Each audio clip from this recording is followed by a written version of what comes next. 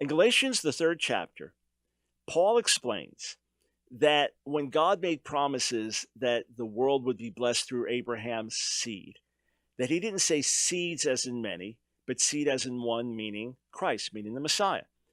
Now, people say, well, Paul obviously didn't understand Hebrew because everyone knows that Hebrew zera, unless you're talking about seeds like you're planting in the ground, that zera is collective, all right? Just like, for example, we can talk about fish and deer, right? How many deers did you see? No, deer, right? It's collective. Fish, collective. Okay, lots of fish in the water today, collective. Brethren is a plural form itself, but yet some people don't know that. They say brethrens, or seraphim, for example, is plural form. I saw the seraphim, singular seraphim. People don't know that. They say seraphims.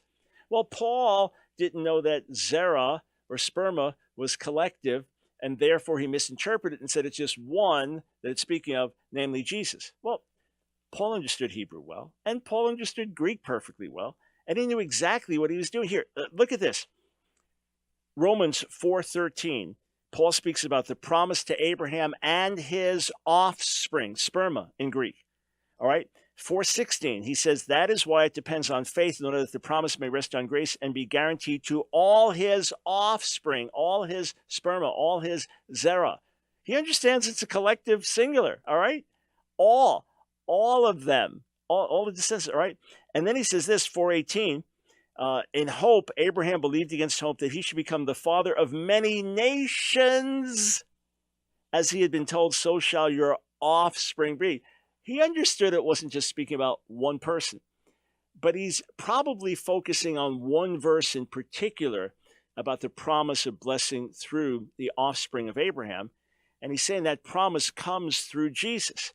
But does that then supplant all the other promises God gave Israel? No, of course not. That's not Paul's point. People say, I believe in fulfillment theology. The promise to Israel fulfilled in Jesus. Israel's redemptive goals are reached through Jesus. But when God promised to scatter the Jewish people and regather them, those are fulfilled by God physically regathering them.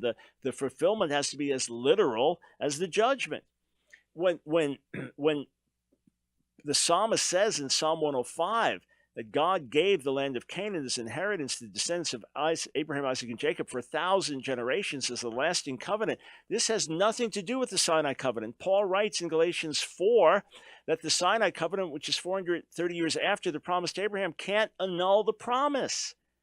And not only so, but Paul says in Romans 9 that the promises belong to the children of Israel. All right, they still belong to the children of Israel. And then he tells us in Romans 11, verse 28, that even though they're enemies for the gospel, they're still loved because of the patriarchs. In verse 29, for the gifts and calling of God are irrevocable. So Paul's not contradicting himself from one letter to the next. Paul is not suddenly having a blackout where he no longer understands Hebrew, where he no longer understands Greek. The translations that say offspring get it well. And God made the promise to Abraham's offspring, not to his offsprings. Well, we don't use the term offsprings, plural, all right? So if God's making a promise, Abraham, I'm telling you I'm going to do this for your offspring, maybe he's talking about Isaac, just Isaac, right? Or Paul's saying ultimately he's talking about Messiah. Or maybe he's talking about all Israel. Or maybe he's talking about his spiritual offspring, which is all Jews and Gentiles who believe, which is what Paul then says in Acts 3:29. If you're in Messiah, if you're in Christ, then you are Abraham's offspring and heirs according to the promise. So Paul fully recognizes the collective nature of the word.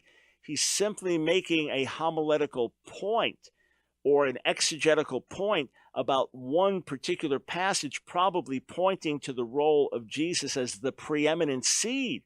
But that does not undo the rest of the promises that God has given to Israel. His very integrity depends on it. He is not a liar, nor does he engage in double talk.